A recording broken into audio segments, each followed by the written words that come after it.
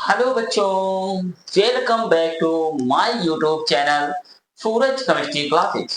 मैं आप सबका सूरज केमिस्ट्री क्लासेज में हार्दिक स्वागत और अभिनंदन करता हूं।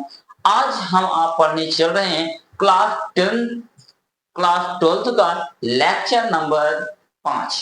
तो अगर आप लोगों से कोई पूछता है कि आइसोमेरिज्म में जो होता है समावयवता बच्चों होता क्या है, तो सबसे पहले आप लोगों ने क्लास 10th में आइसोमेरिज्म को पढ़ा और क्लास 11th में भी आप लोग। अब हम लोग चल रहे हैं देखने क्लास 12th में बहुत बेसिक सा थोड़ा सा बच्चों हमें आपको समझना है कि आइसोमेरिज्म होता क्या। सबसे पहले मैं आप लोगों को बताता हूं कि आइसोमेरिज्म होता है।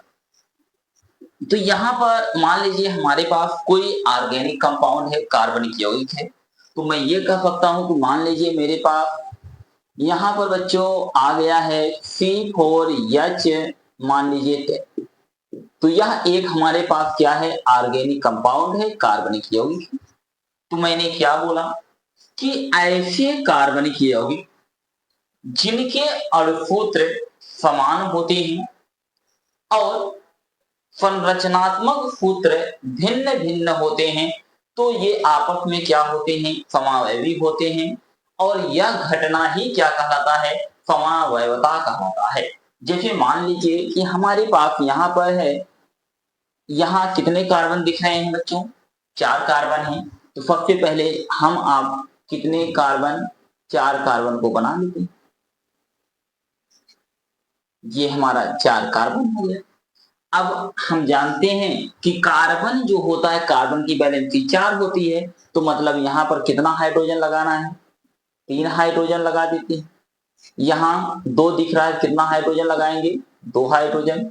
यहाँ पर कितना लगाना है बच्चों, 2 हाइड्रोजन। और यहाँ पर हम आप कितना लगा देते हैं, 3 हाइड्रोजन।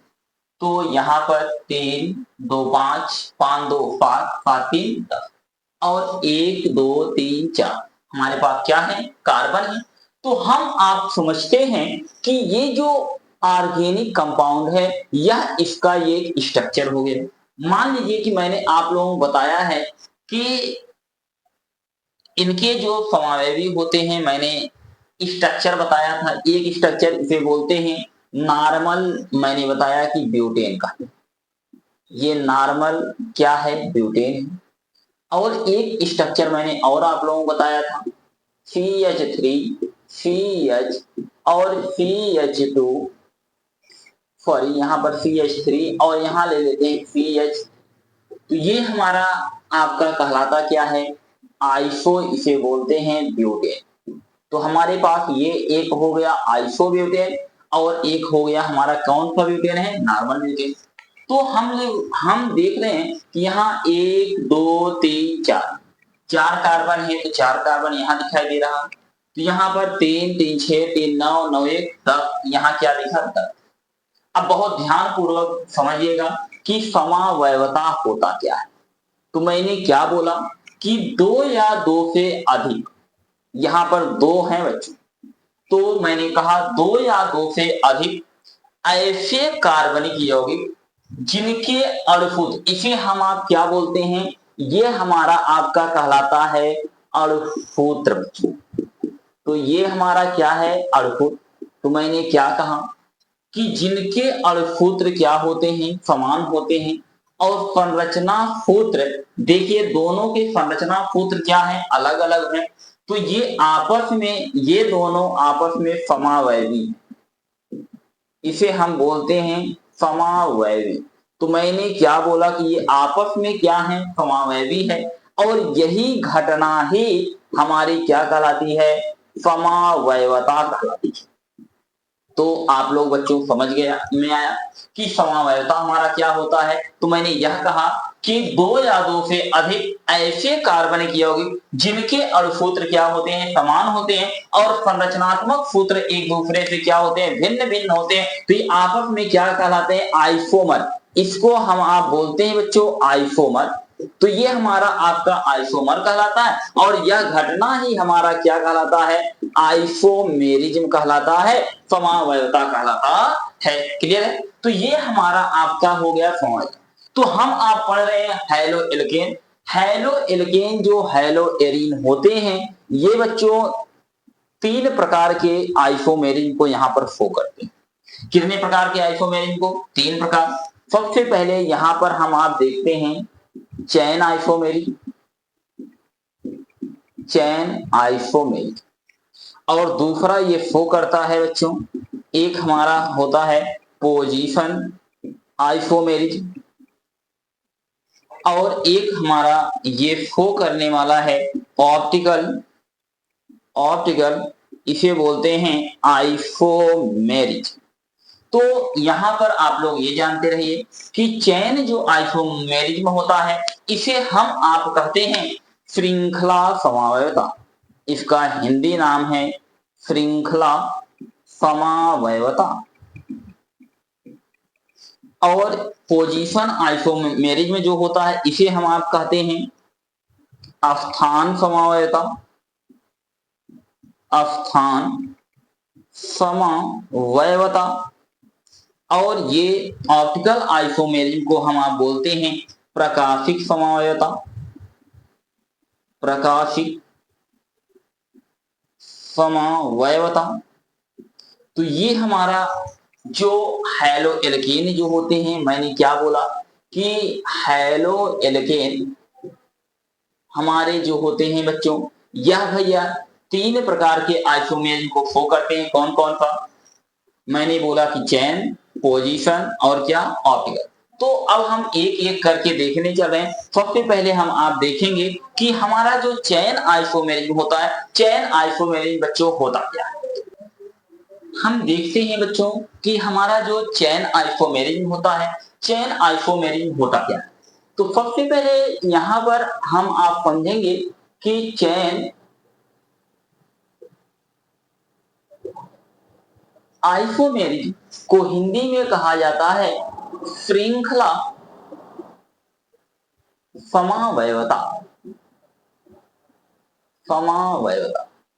बहुत ध्यानपूर्वक हम आप समझेंगे कि चैन जो आइसोमेरिज होता है, चैन आइसोमेरिज बच्चों होता क्या है।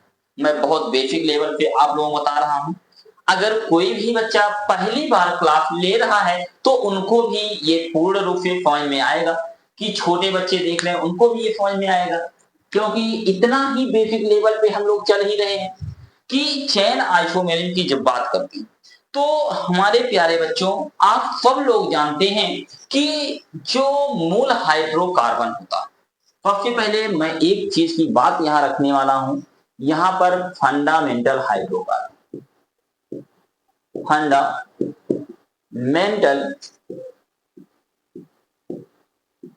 हाइड्रोकार्बन, इसे हम आप बोलते हैं हिंदी में मोल हाइड्रोकार्बन, मोल हाइड्रोकार्बन।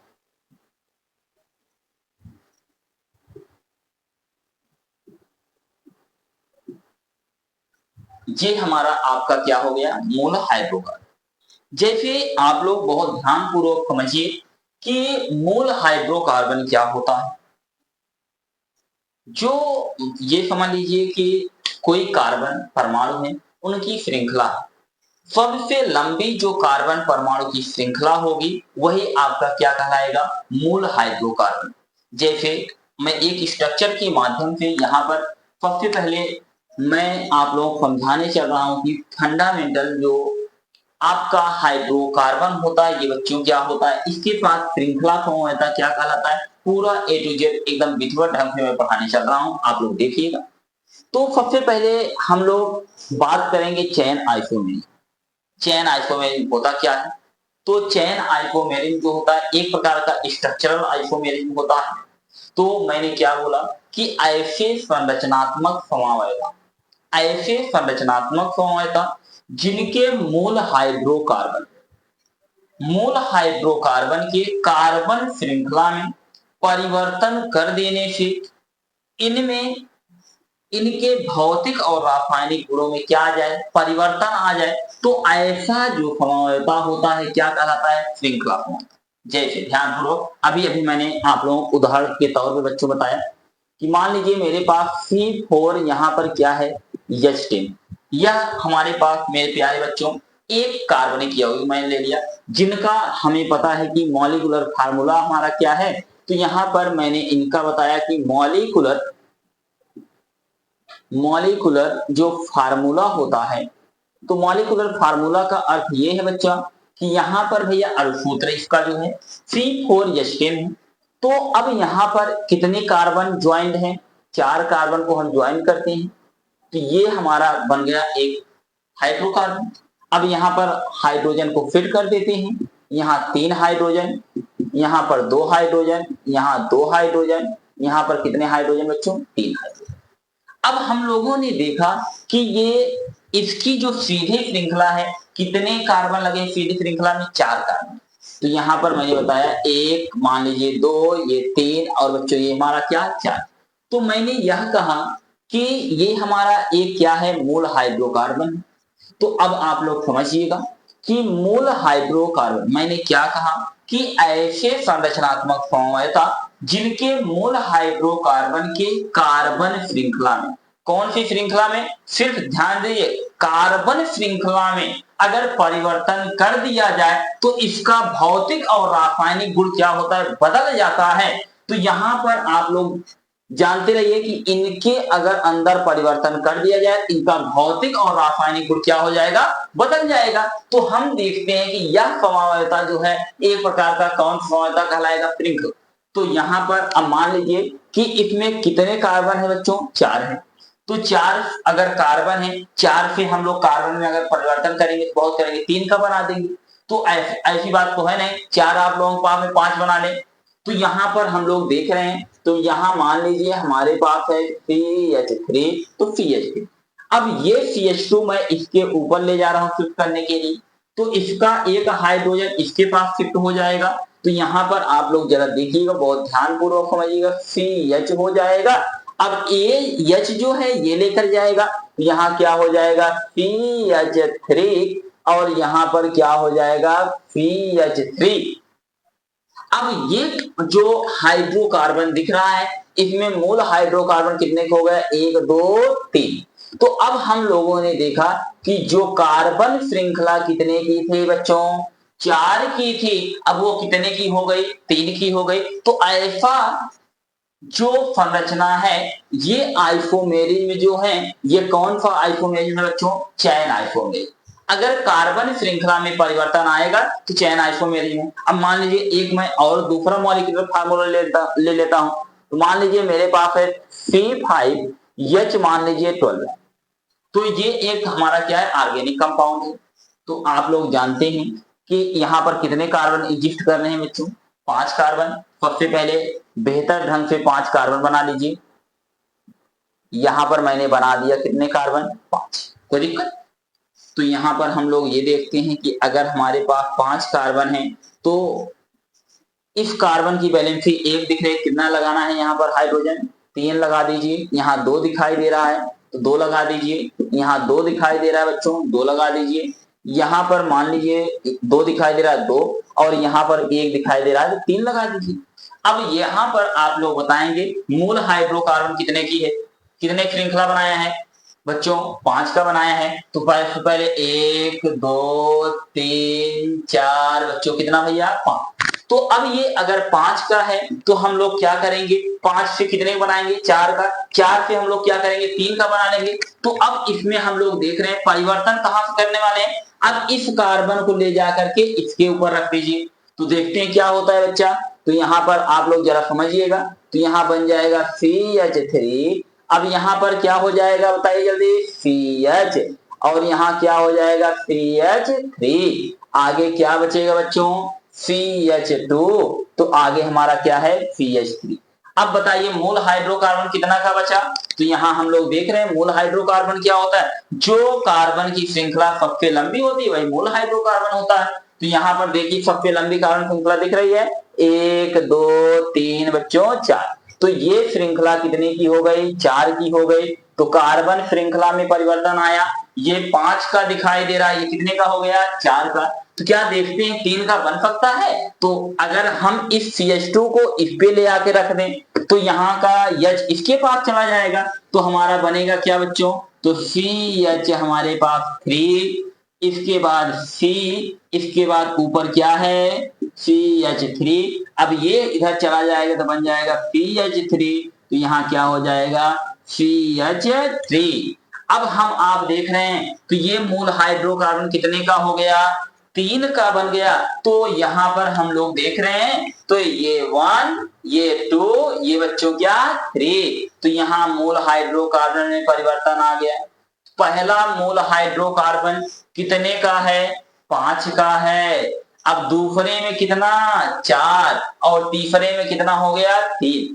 तो मैंने क्या बोला, अगर किसी भी कार्बनिक यौगिक के श्रृंखला में परिवर्तन आ जाए कार्बन श्रृंखला में, तो वह आपका कौन सा आइसोमेरिज्म होगा श्रृंखला समूह। क्लियर हो गया बच्चों।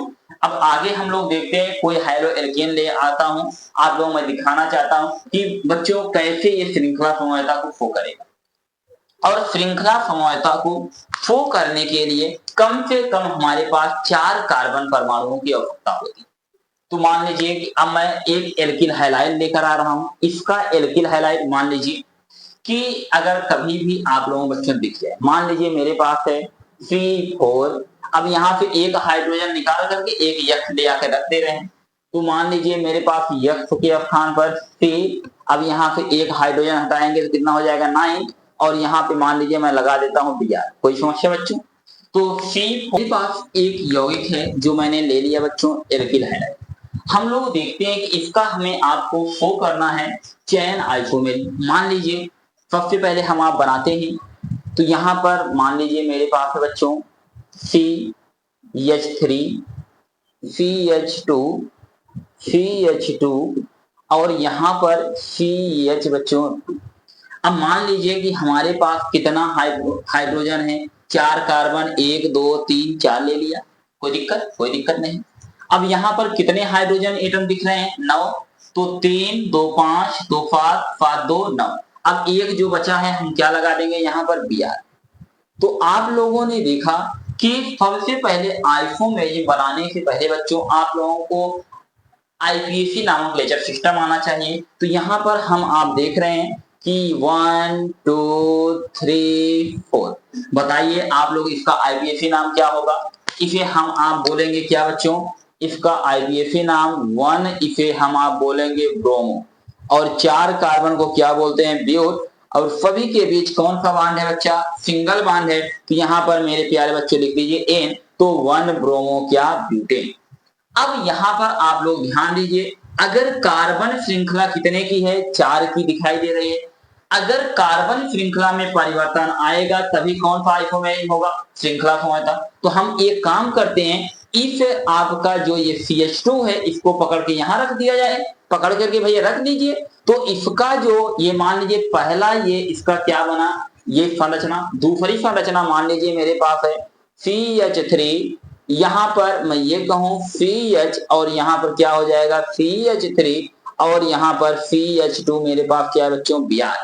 तो हम लोगों ने देखा कि भैया यहाँ पर अब नंबरिंग बच्चों बताइए किधर से होगा, इधर से भैया 1 2 कितना 3। तो यहाँ पर हम लोग देख रहे हैं कार्बन परमाणु की श्रृंखला 4 की थी, यहाँ कितने की हो गई 3 की। तो इसका IPAC नाम क्या हो जाएगा, तो इसे हम आप बोलेंगे 1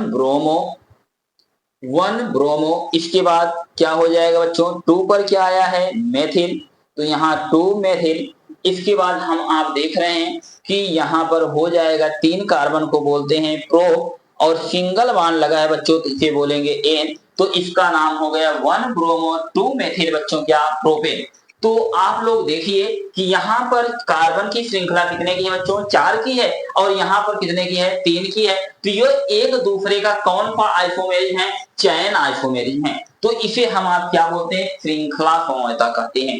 तो मान लीजिए एक ऑर्गेनिक कंपाउंड हम लोग और ले लेते हैं, तो यहाँ पर मान लीजिए मेरे पास है C5H मान लीजिए बच्चों है, मान लीजिए भैया 11, और यहाँ पर मैं ले आ रहा हूँ बच्चों Br। अगर कोई कहे कि ये बताइए इसका आप लोग आइसोमेरिज्म शो करें, तो सबसे पहला आइसोमेरिज्म बनाना है, कितने कार्बन है 5। तो सबसे पहले 5 कार्बनों वाला लीजिए CH3 CH2 CH2, और यहाँ पर हो जाएगा CH2, और यहाँ पर देखता हूं ये बच्चों CH2 अब हमारा क्या बच्चा बच्चों Br। तो यहाँ पर ध्यान दीजिएगा 5 कार्बन दिखाई दे रहा है, 1 2 3 4 बच्चों 5।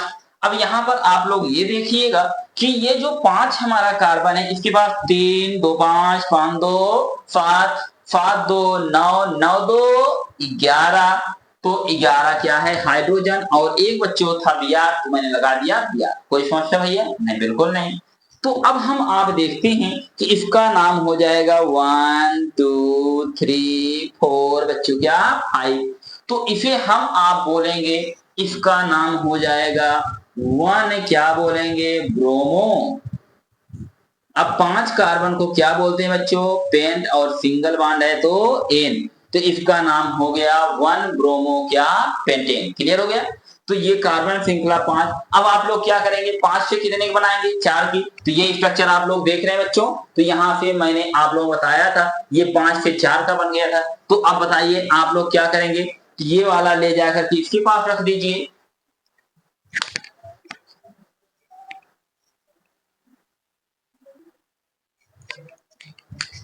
अब मान लीजिए कि हमारे पास ये है, तो यहाँ पर हम आप बनाएंगे CH3CH, इसके ऊपर लगा के रख दे रहे हैं CH3।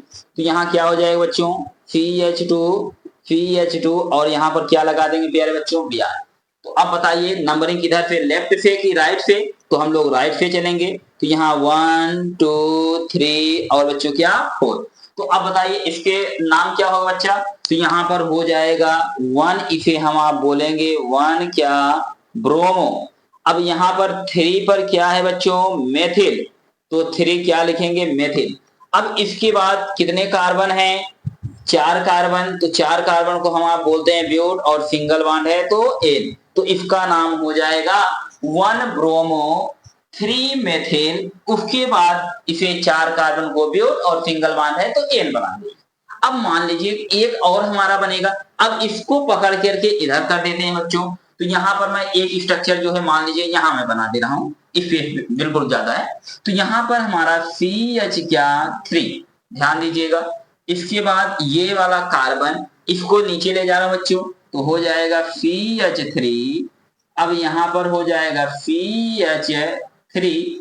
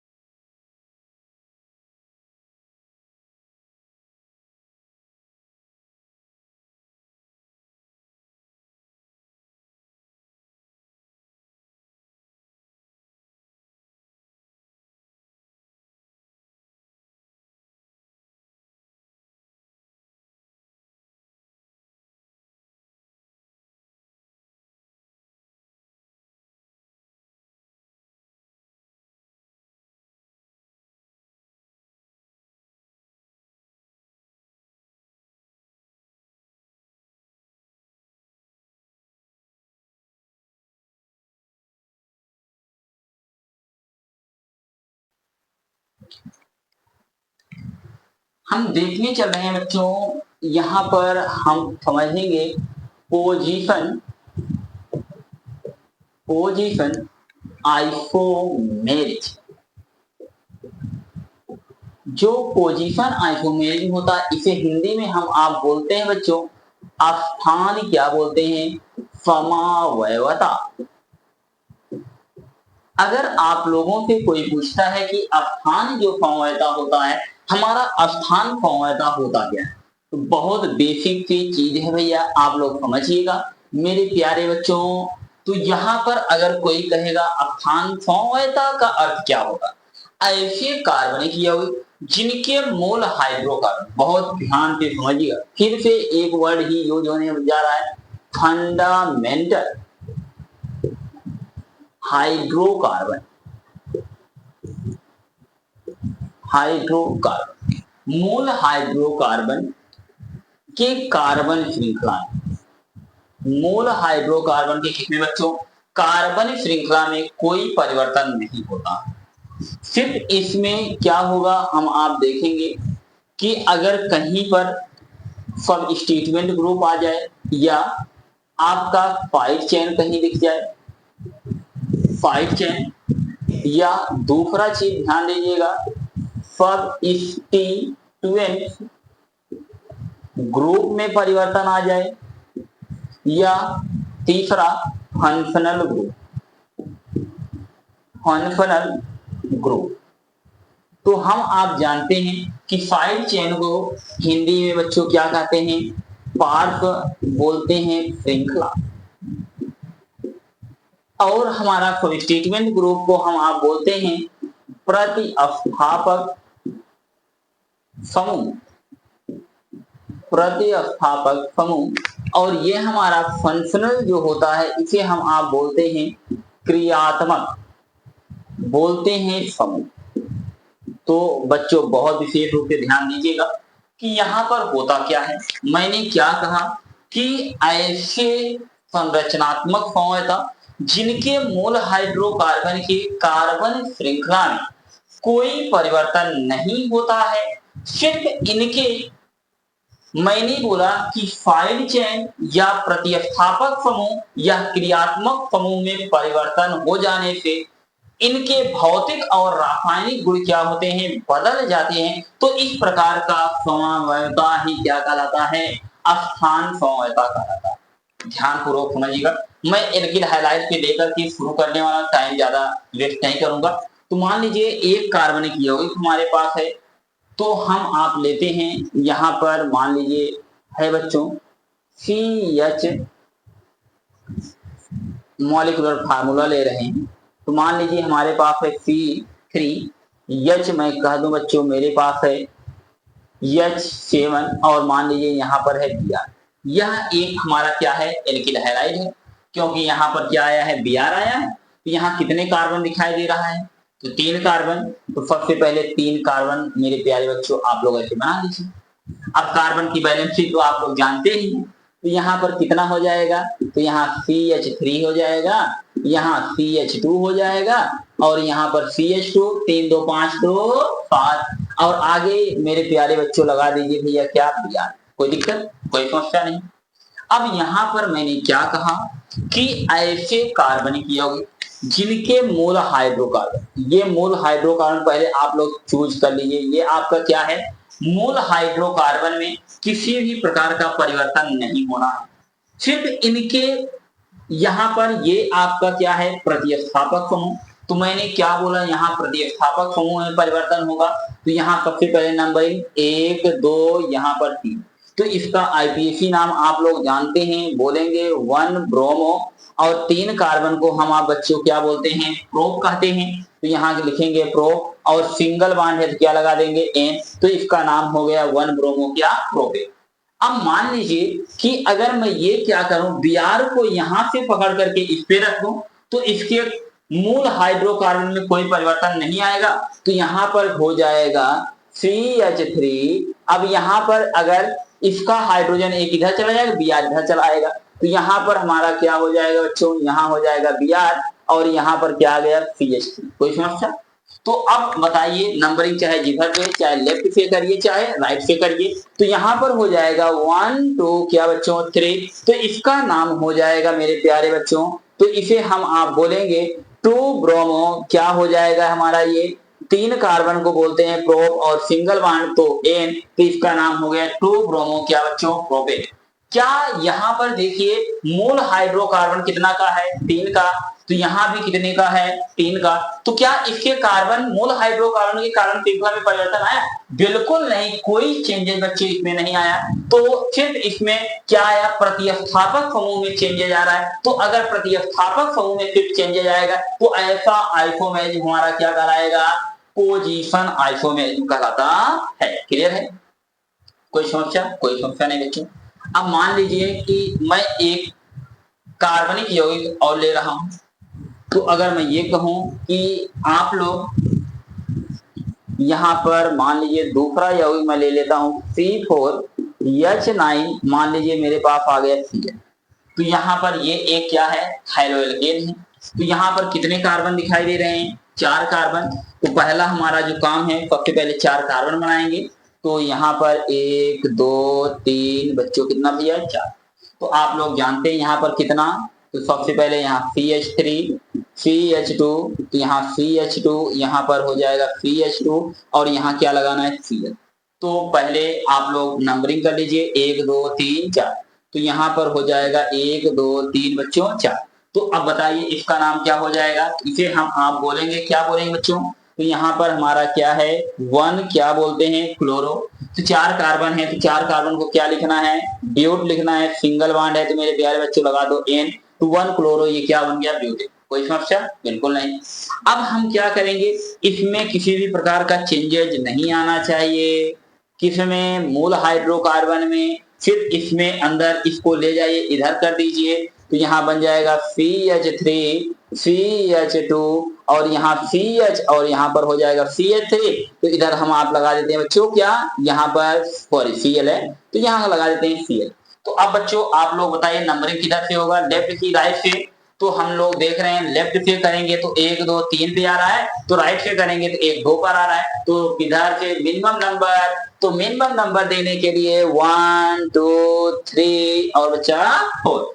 तो यहाँ पर इसका नाम हो जाएगा 2 क्लोरो। 2 क्लोरो, 4 कार्बन को हम आप बोलते हैं ब्यूट और सिंगल बॉन्ड है तो क्या बोलेंगे, 2 क्लोरो, इसका नाम हो गया ब्यूटेन।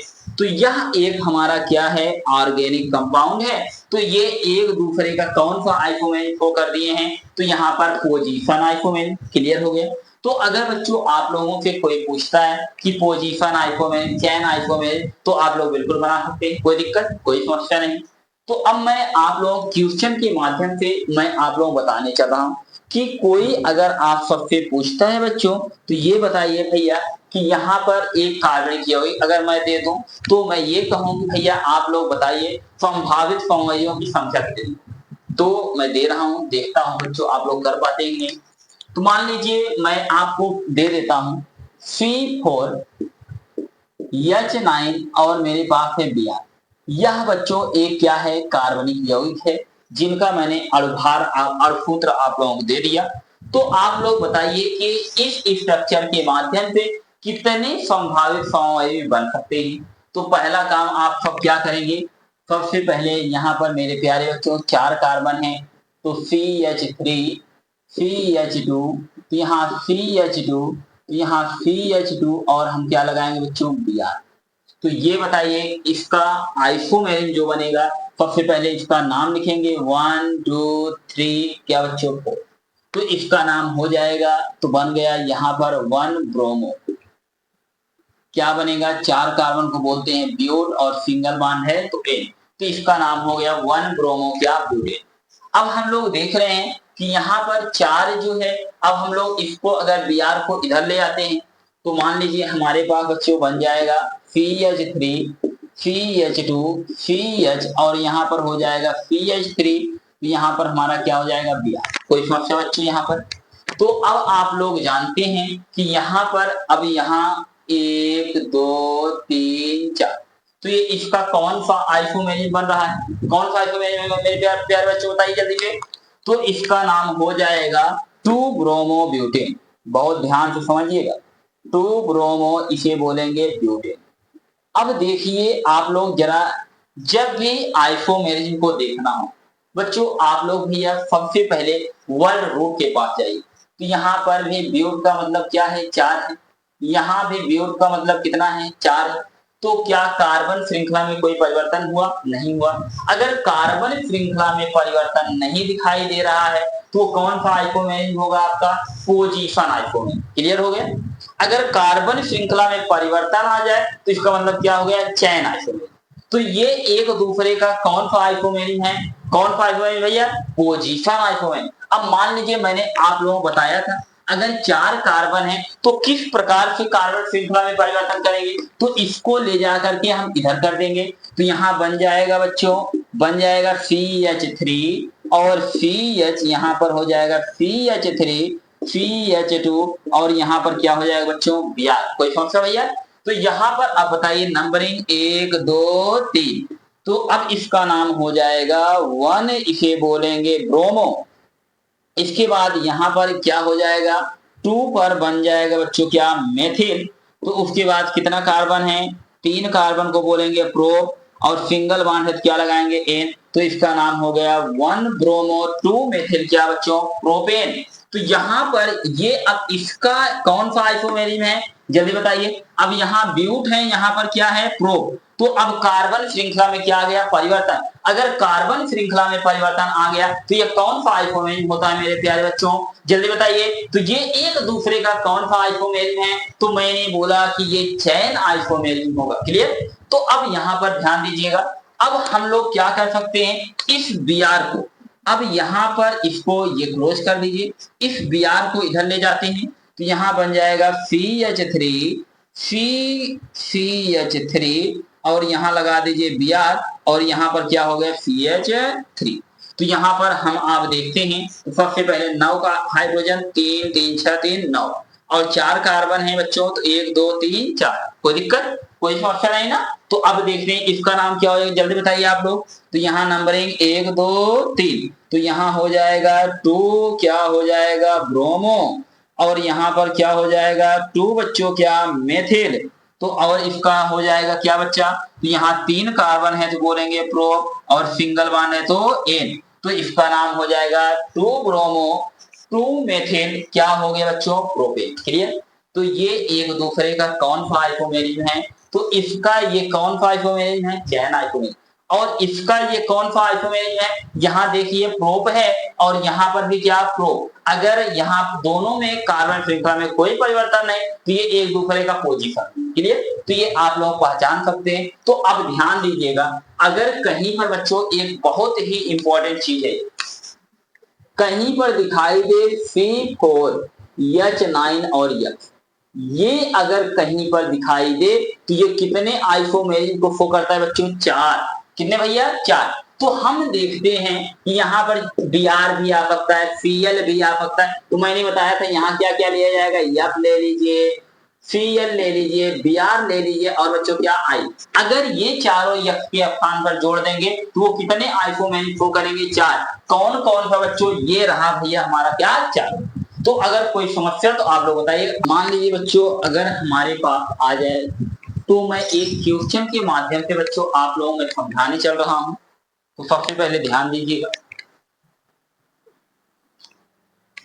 हम आप देखने चल रहे हैं बच्चों क्वेश्चन के माध्यम से यहाँ पर होता क्या है। तो अगर मान लीजिए मेरे प्यारे बच्चों बहुत ध्यान पूर्वक आप लोग समझिएगा, तो मैं एक बता रहा हूं आप लोग जो है बहुत अच्छे तरीके से इसे याद करिएगा लर्न करिएगा। तो मान लीजिए अगर हमारे पास कहीं पर दिखाई दे C5 और H कहीं पर दिखाई दे 11 और मान लीजिए F आ जाए, तो ये बच्चों हमारा एक क्या है भैया कार्बनिक यौगिक है। तो मैंने बोला कि यहाँ पर मैंने जहां पर बच्चों आप लोग जानते हैं यक्ष के स्थान पर हम आप क्या कर सकते हैं यहाँ रख सकते हैं। तो एक बच्चों हम आप रख सकते हैं फ्लोरीन और एक क्या रख सकते हैं क्लोरीन और ये भी हम ब्रोमीन और एक बच्चों मेरे प्यारे बच्चों क्या भैया आयोडीन। तो मैं एक उदाहरण लेकर के चल रहा हूं। सबसे पहले मान लीजिए यहाँ पर मैं Cl रख रहा हूं, क्या रख रहा हूं बच्चों Cl। तो यहाँ पर मान लीजिए अगर मैं Cl रखूंगा तो हमारा बनेगा क्या, मेरे पास होगा C5 H क्या हो जाएगा बच्चों 11 और मेरे पास हो जाएगा भैया क्या Cl। तो ये अब इसके द्वारा संभावित समवायों की संख्या कितनी होती है, यही चीज हमें आपको समझना है। बच्चों आप लोगों में पहले ही बता देना चाहता हूं इसके द्वारा मेरे प्यारे बच्चों 8 जो है संभावित समवाय बनते हैं। तो हम देखते हैं कि ये जो संभावित समवायों की संख्या जो 8 होती है वो 8 कौन कौन से बनते हैं। तो यहाँ पर 2 प्रकार की आइसोमेरिज्म को शो करेगा, एक चैन आइसोमेरिज्म, एक हमारा बच्चों क्या भैया पोजीशन आइसोमेरिज्म होता है। तो मान लीजिए कि अगर हमारे पास कितने कार्बन है 5, तो सबसे पहले यहाँ पर हम आप देखते हैं CH3 CH2 और यहाँ पर मान लीजिए CH2, यहाँ दिखाई दे CH2 और मान लीजिए CH2। अब यहाँ पर मैं ले लेता हूँ क्या Cl। तो यहाँ पर कितने कार्बन आया है तो हम लोग देखते हैं 1 2 3 4 बच्चों कितना 5। अगर 5 कार्बन है मेरे प्यारे बच्चों तो आप लोग ये जानते रहिए, तो सबसे पहले यहाँ पर इसका नाम हो जाएगा, तो 1 पर क्या है बच्चों मेरे क्लोरो, तो 1 पे क्या है भैया क्लोरो।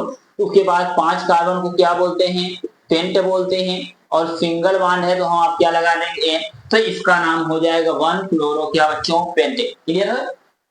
मान लीजिए हमारे पास अगला, अब हम लोग एक काम ये करते हैं कि इस जो मूल हाइड्रोकार्बन है इसको स्टॉप करके पहले Cl को हम लोग घुमाना प्रारंभ करते हैं। अब यहाँ से Cl को मैं इस पे ला रहा हूँ बच्चों, देखिएगा यहाँ हो जाएगा CH3 CH2 और यहाँ पर CH2, कोई दिक्कत नहीं है। तो अब हमारे पास इस Cl को मैं इस पे ला रहा हूँ, तो यहाँ हो जाएगा CH और यहाँ पर क्या हो जाएगा Cl, और यहाँ हमारा क्या हो जाएगा बच्चों ये हाइड्रोजन इधर जाएगा, तो क्या बन जाएगा मेरे प्यारे बच्चों CH3। कोई समस्या।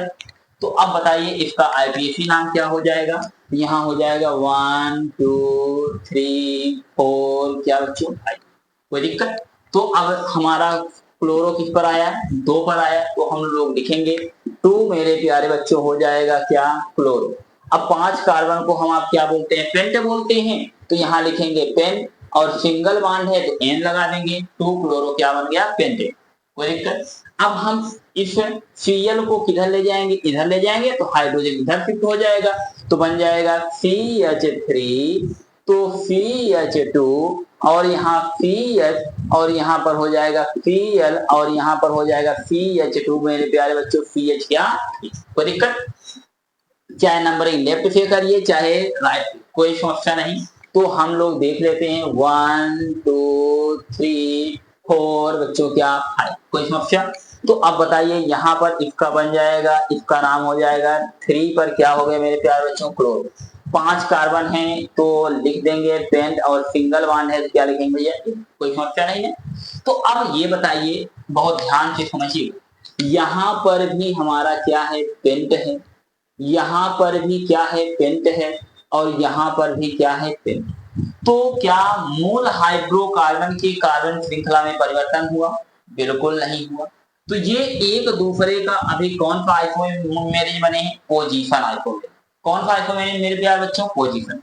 अब हम आप देखते हैं कि इस CH2 को मैं इस पे ले आकर रख रहा हूं, बहुत ध्यान से समझिए बच्चों, एक एक स्ट्रक्चर को देखिएगा। तो यहाँ बन गया हमारा एक, ये बच्चों दूसरा, ये हमारा क्या तीसरा, हम देखने चल रहे हैं चौथा।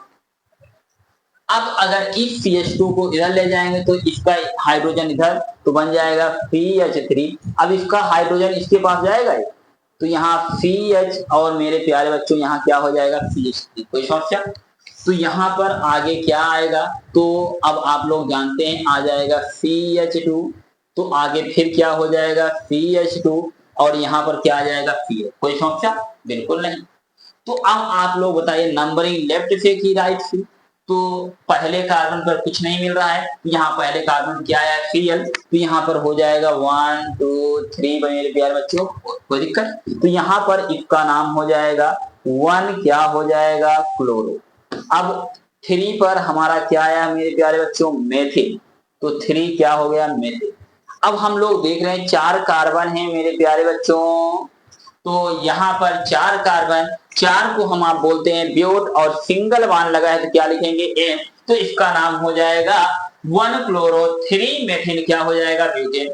तो अब हम फिर हमारा काम क्या है, अब हम पूरे स्ट्रक्चर को कर देंगे कांस्टेंट। अब हम किसको घुमाएंगे Cl को घुमाएंगे, किसे घुमाएंगे Cl को। अब देखिए इस Cl को इधर ले जाऊंगा, इसका हाइड्रोजन इधर भागेगा, तो देखिएगा यहाँ पर हमारा स्ट्रक्चर नंबर ये हो गया बच्चों 5, तो बनेगा क्या CH3 CH, तो यहाँ हो जाएगा CH3, तो हमारा इधर से क्या, अब आप लोग देखिएगा ये यहाँ पर इसका हाइड्रोजन इधर जाएगा CH, तो यहाँ हो जाएगा Cl, तो यहाँ पर हो जाएगा CH3। कोई दिक्कत कोई समस्या नहीं। तो मेरे प्यारे बच्चों यहाँ पर इसका नाम क्या हो जाएगा, तो 1 2 पर आ रहा है प्रतिस्थापक, 2 पर आ रहा है सॉरी 2 पर आ रहा है क्या एल्किल ग्रुप 5 चेन, और 2 पर आ रहा है प्रतिस्थापक, दोनों में वरीयता किसे दिया जाएगा प्रतिस्थापक को। तो 1 2 3 मेरे प्यारे बच्चों 4। तो यहाँ पर हो जाएगा, तो बताइए सबसे पहले लिखा जाएगा 2 पर क्या हो जाएगा क्लोरो। अब 3 पर क्या आया मेरे बच्चों मेथिल, तो यहाँ 3 हो गया मेथिल। अब यहाँ पर कितना, तो हो जाएगा 4 कार्बन को हम बोलेंगे ब्यूट और सिंगल बॉन्ड क्या लगा देंगे इन। कोई दिक्कत, कोई समस्या नहीं। अब हम अगला स्ट्रक्चर ये देखने चल रहे हैं। हमारा जो स्ट्रक्चर है मेरे प्यारे बच्चों, तो यहाँ पर इधर देख लेते हैं, तो इस पे काफी है। तो हम आप देखते हैं, तो यहाँ पर अब देखिएगा इस Cl को लाऊंगा मैं इधर, तो यहाँ पर बन जाएगा क्या CH3। तो यहाँ पर अब इसका हाइड्रोजन बच्चों इधर जाएगा, ये हाइड्रोजन इधर आएगा, तो ये Cl इस पे चला जाएगा, तो यहाँ क्या आ गया Cl और क्या हो गया CH2 और यहाँ पर क्या बन जाएगा बच्चों CH3। कोई समस्या, कोई समस्या नहीं। तो बताइए इसका नाम मेरे प्यारे बच्चों क्या होगा। तो अब नंबरिंग इधर पे 1 2 3 मेरे प्यारे बच्चों कितना 4 हो गया। तो अब आ गया 2 पर हम लिखेंगे क्या क्लोरो, और 2 पर क्या आएगा मेरे प्यारे बच्चों मेथिल। अब यहाँ पर 4 कार्बन है तो क्या लिखेंगे ब्यूट और सिंगल बॉन्ड है तो क्या लिख देंगे एन। कोई दिक्कत, कोई समस्या नहीं। तो अब यहाँ पर एक चीज ध्यान दीजिएगा, अब इस Cl को हम इधर लाएंगे, इसका हाइड्रोजन इधर जाएगा, तो यहाँ पर हो जाएगा क्या CH2, तो यहाँ लगा दीजिए Cl, तो यहाँ हो जाएगा CH, फिर से यहाँ पर क्या CH3, तो यहाँ हो जाएगा CH2 और मेरे प्यारे बच्चों क्या CH। अब बताइए नंबरिंग इधर से 1 2 3 बच्चों 4। तो बताइए इसका नाम क्या हो जाएगा। तो यहाँ पर हो गया क्या मेरे प्यारे बच्चों 1 क्लोरो, तो यहाँ पर हो जाएगा 2 मेरे भैया मेथिल, और यहाँ पर 4 कार्बन है तो ब्यूट और सिंगल बॉन्ड लगा है तो एन। कोई समस्या, कोई समस्या नहीं। अब ध्यान दीजिएगा मैं अगला स्ट्रक्चर कहाँ से चेंजिंग कर रहा हूँ। अब यहाँ पर देखिए ब्यूट, यहाँ पर भी ब्यूट और यहाँ पर ब्यूट, यहाँ पर भी क्या ब्यूट। अब ये चारों स्ट्रक्चर एक दूसरे का कौन सा आइसोमेरिक है बच्चों, पोजीशन आइसोमेरिक। क्लियर हो गए। अब ध्यान दीजिए, अब मैं आप लोगों के चौथा जो स्ट्रक्चर यहाँ पर दिया गया है, अब इसमें मैं चेंजेस करने चला। अब इसके CH3 को ये CH2 जो है इधर ले जाऊंगा, तो इसका हाइड्रोजन इसके पास भाग जाएगा। तो यहाँ पर अगला जो मेरा स्ट्रक्चर बनने वाला है, बहुत प्यारा स्ट्रक्चर बच्चों, तो बहुत इंपॉर्टेंट है CH3। यहाँ पर हो जाएगा CH3 और यहाँ पर CH3 और ये हमारा बन गया CH2 और यहाँ पर हमारा क्या हो जाएगा Cl। तो अब यहाँ पर ध्यान दीजिएगा, तो ये कार्बन श्रृंखला कितने की 1 2 बन गई 3 की। तो अब हमारे पास ध्यान दीजिएगा, तो यहाँ पर हो जाएगा क्या मेरे प्यारे बच्चों 1 पे हो गया क्लोरो और 2 पर 2,2 डाई क्या हो जाएगा बच्चों मेथिल। अब यहाँ पर 3 कार्बन को हम आप बोलते हैं प्रो और सिंगल बॉन्ड लगा है तो बन जाएगा एन। तो इसका नाम हो गया 1 क्लोरो 2,2 डाई मेथिल क्या बच्चों प्रोपेन। अब यहाँ पर हम आप देखते हैं कि यहाँ पर हो गया 5, ये बच्चों 6 और ये 5 और ये मेरे प्यारे बच्चों कितना 8। तो ये कितना स्ट्रक्चर फो कर दिया C5H11 या बच्चों 8 स्ट्रक्चर। तो बहुत इंपॉर्टेंट है बच्चों।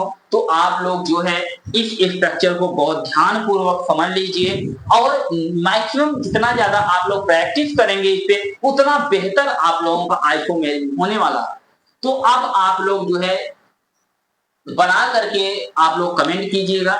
तो सबसे पहले मैं स्ट्रक्चर देने वाला हूं, तो आप लोग बनाकर दिखाएंगे C5H11 Br का स्ट्रक्चर आप लोग इसका आइसोमेरिक बना करके दिखाएंगे और बच्चों कमेंट करेंगे। तो यहाँ पर कितने आइसोमेरिक बनने वाले 8 हैं, तो आठों की संरचना आप लोग बहुत विधिवत ढंग से बनाएंगे।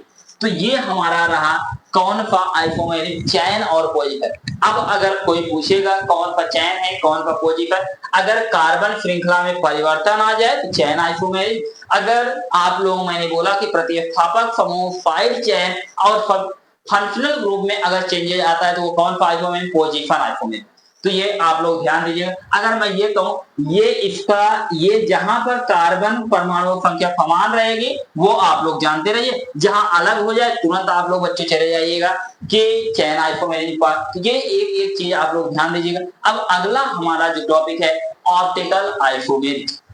हम आप देखते हैं कि जो ऑप्टिकल आइसोमेरिज्म होता है, प्रकाशिक समन्वयता होता है।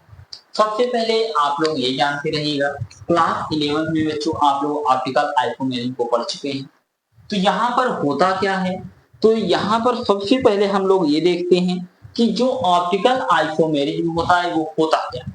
तो अगर मान लीजिए हमारे पास कोई कार्बन, ये हमारा बच्चों क्या है, कार्बन। अगर ऑप्टिकल आइसोमेरिज्म को करने के लिए कम से कम एटलीस्ट वन जो है कायरल कार्बन होना चाहिए। कायरल कार्बन का मतलब ये होता है कि ऐसे कार्बनिक यौगिक जिसमें कार्बन परमाणु की चारों संयोजकताएं, मैंने क्या बोला कि कार्बन परमाणु की चारों वैलेंसी जो होती हैं, अगर अलग अलग क्या होते हैं, परमाणुओं, अणुओं या यौगिकों से जुड़े होते हैं, तो ऐसा कार्बन जो होता है कायरल कार्बन। जैसे मान लीजिए अगर मैं ये कहूं इसमें चार बच्चों इसकी वैलेंसी, मान लीजिए एक ए हो गया, एक हमारा बी है, एक मान लीजिए डी है और एक बच्चों मेरा ई।